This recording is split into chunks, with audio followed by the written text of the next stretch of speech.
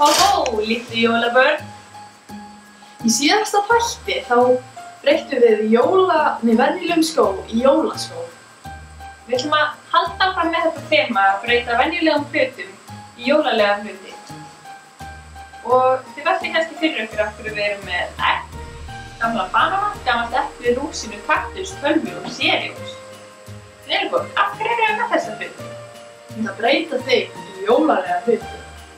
En Hugrún, hvernig förum við að því? Jú, með negulneglunum. Af hverju negulneglum?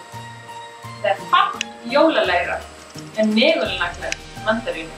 Það sem við förum í þetta skemmtilega verkefni eru negulnaglar, Alls konar mismunandi hlutir, skál og typpiflög.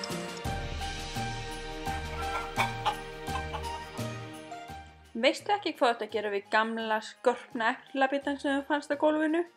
Stingdu þá í hann negulnöglum og þá ertu komin með jólaepli! Komin í verslanir Bónus. Ert þú komin leið á gömlu krumpuð rúsínunni þinni?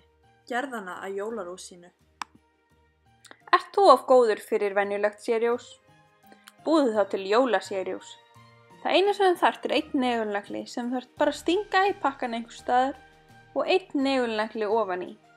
Þá er þetta bara komið. Gjörðu svo vel. Jólaveggfóður er valbörum krökkum í bleiu með jólasveinahúi pluss einn negulnagli sama sem jólatölva. Þetta er ekki venjulegt egg. Nei. Þetta er heldur ekki páskaegg. Nú. Nei, þetta er jólaegg. Vá. Ótrúlegt. Já, þá er þátturinn í dag búinn. Þetta var nú aldeilis skemmtilegt en við sjáumst aftur hress og kát á morgun.